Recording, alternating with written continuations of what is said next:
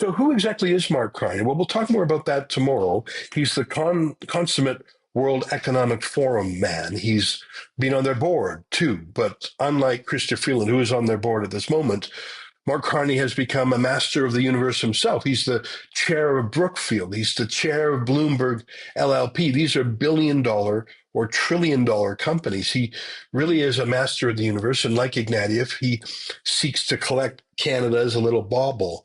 Here, listen to him tell a Liberal MP that he knows how the world works. He's one of the high priests. You got to trust him. One of the knocks on me that the opposition makes, or part of the opposition a WEF global elite. Exactly. I'm a WEF global John Barrett is too, but I don't know. And, campaign coach here, that never comes up. When but yeah, he's banned his ministers from going to World Economic Forum events to cater to conspiracies, and you've been a board member for over a decade. I've rolled off the board, but that's absolutely right. I had a board member there, and I used to go there with Prime Minister Stephen Harper when he was there, and etc. But let's be clear what my international experience. I understand how the world works. I know other world leaders. I know people and understand. I know people who run some of the world's largest companies and understand how they work. I know how financial institutions work. I know how markets work. I know the good and bad of that. I've experienced it. I've had to, in some of my roles, discipline the financial system, discipline with others, the world's largest banks, the Wall Street banks in America after the crisis. So I understand how the world works. I'm trying to apply that to the benefit of Canada. So I'm not going to run away from the fact that I understand how things work. Does he really know how the world works, though?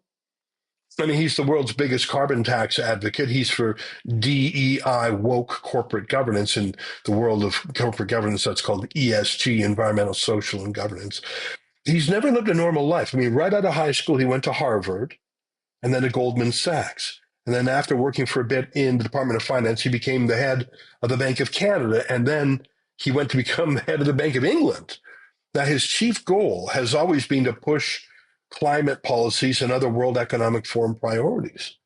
He is, I think, accurately called the world's leading carbon tax advocate.